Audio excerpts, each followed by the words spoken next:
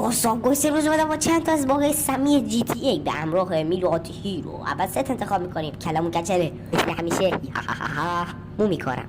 آره اینطوری بهتره. خب بیخیال سواره خیلی ریلکس سوار موتورمون میشه و آروم گاز بدیم، آروم که کسی نفهمه.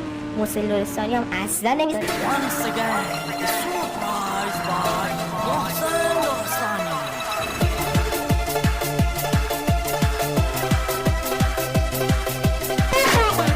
و بله در ادامه که ما لازم میکنیم ما با تخم میریم تو دیوار. از اونجایی که ما انعطاف پذیریم 100% اینو توپ شیطونک پرتیشیم اونور، پس با مخ میخوریم زمین و همکنون این پرتاب تا جایی ادامه داره که ما با سر بخوریم زمین و ضربه مغزی شیم و بله مردیم. یه چیز دیگه، اگه یه شهروند معمولی تو جی تی ای یه ضربه آرومت بزنه شما مثل سگ پلپلش میشین اونور.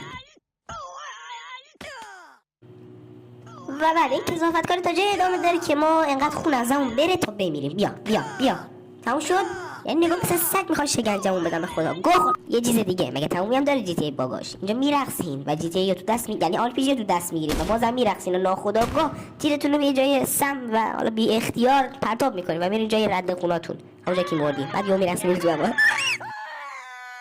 زهرمار این چرخش تا جای ادامه پیدا میکنه که شما یه ضربه بهتون بخوره و بعد میمیرید. یه چیز دیگه، یعنی خب یه چیزی که مثلا باگ نیست ولی من خیلی دوست دارم تو جی تی ای شبیه سازی همون اربر رو انجامش بدم.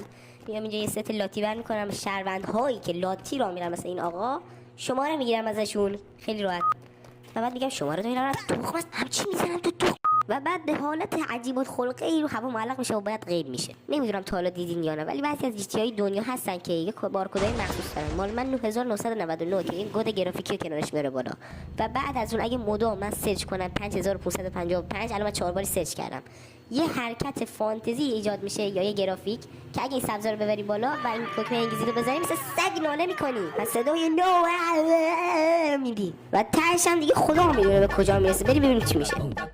جالبه بدونید که اگه من بعد این باکس سرچ کنم 6666 همون کده که یه موتور به من میده که اگه من سوارش بپرم و جفت چراغش رو روشن کنم گازشو بدم و برم تو یکی از ساختمونای این شهر و به صورت خیلی مطلوقانه برم این بالا یه گاز کوچیک بدم میتونم از دیوار برم بالا خیلی راحت.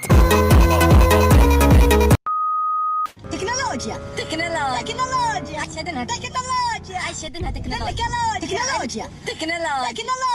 تكنولوجيا از نظر من موتوری که سر و سرش باگ و لگه و کدش تشکیل دهنده یه باگ دیگه است که توی جی تی ای ختم میشه به دنیای بی‌نهایت باید نابود شه، یعنی جنیه و من هرچند با آر پی جی میدمش نابود نمیشه. با حرکت آسه بیام آروم اینطوری مثلا حرکت آسه رو ولش همینطوری بزنمش نابود نشد. آقا سوارش میشیم انقدر گاز میدیم که بزنش تموم شه.